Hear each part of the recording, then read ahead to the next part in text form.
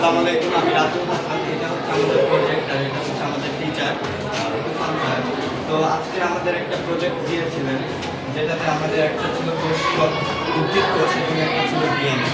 তাহলে আমরা উদ্ভিদ কোষটা দেখলাম। উদ্ভিদ কোষের মাঝখানে যে অংশটা আমরা দেখছি সবুজ, এটা হচ্ছে কোষ গঠন। এখানে একটি কোষ থেকে অন্য কোষের মাধ্যমে উদ্ভিদের বিভিন্ন পুষ্টিকর উপাদান গ্রহণ হয়।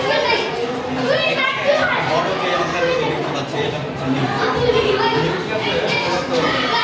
একটি কোষের ব্রেন বলা যেতে পারে, কারণ এই কোষে এখানে থাকে রাইবোজোম, যেটাতে হচ্ছে কোষে যে ডিএনএ গুলো বের হয় ওগুলো জমা থাকে, এবং এই কোষের ভিতরে থাকে হচ্ছে নিউক্লিওলাস। এই নিউক্লিওলাস থেকে তৈরি হওয়া ক্রোমাটিডগুলো জীবের ডিএনএ ধারণ করে, এবং এই ডিএনএ হচ্ছে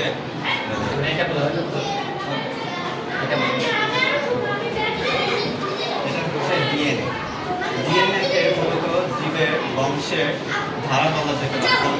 তোমার বাবার ডিএনএ এবং তোমার ডিএনএ প্রায় একই থাকে, এর জন্য তুমি আর তোমার বাবা একই রকমের দেখতে। আচ্ছা, ডিএনএর যে ধাপগুলো আছে এগুলো একটা কোড আকারে